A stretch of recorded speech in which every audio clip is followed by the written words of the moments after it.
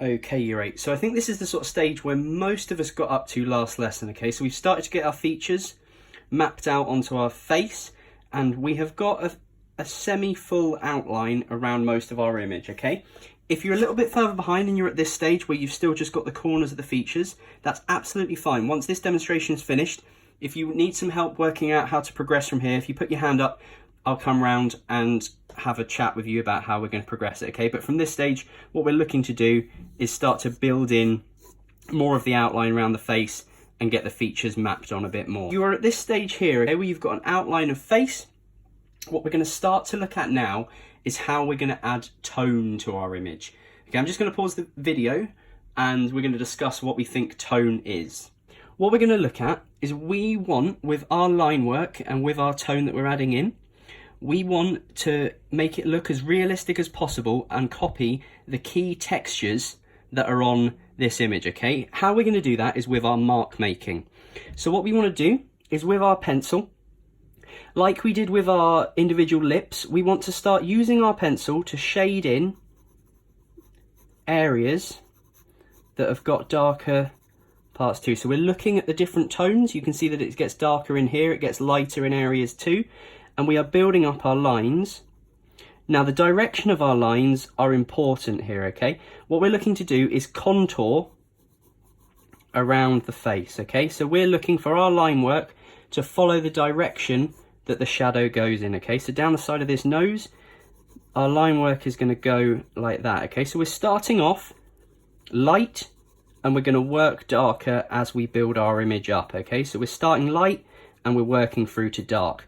To help you, what you can start to do is match the tone in from the other half of the image, okay? So we can see there's a darker bit on the bottom of the nose there. And what I'm going to do is I'm going to start bringing that across onto this image here as well. Now, when we did our noses, we noted that underneath in the nostril area, it gets darker, okay? So that's an area that we're going to want to darken up as we build our image. But at the moment, we're just looking at getting a skin tone across our page, okay? So we're building up. I'm going to do this for a little bit. I'm going to speed the video up and then we're going to get to the next stage. Then you're going to start progressing this with your images.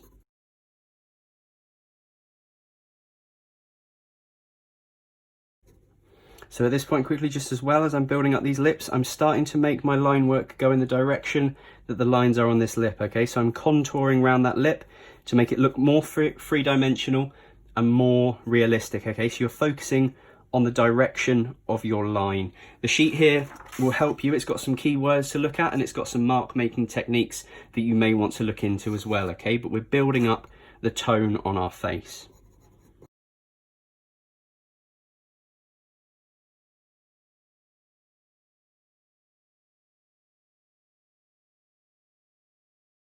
Okay, so I'm at the stage now where I've got some different tones coming in as I've seen them on this face here, okay? So we're darkening up. To darken our line, what we need to do is put a little bit more pressure on our pencil, okay? But we're still going fairly light. Now, what you'll notice at this point is most of the texture in there is still very lined, okay? What we're going to use is, you should have on your desk, there's two different versions. There's one that looks like this, which is a piece of cardboard. There's also some that are pencil shaped, okay? This is a blending stick, okay? I'm just gonna pause the video and we'll see if anyone knows what this might do. Okay, so yes, the blending stick, what it'll do is it'll start to blend in our different tones, okay?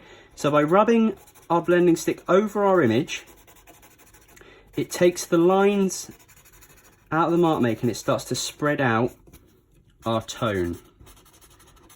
Okay, so it blends the tones together on our face, and what it does is it gives a smoother texture on the page, okay, getting it more like a skin tone in there. So you'll see there that it's started to build up different layers of tone, and by applying the blending stick on top, it takes some of the harshness out of our line work and brings it more into the center, okay?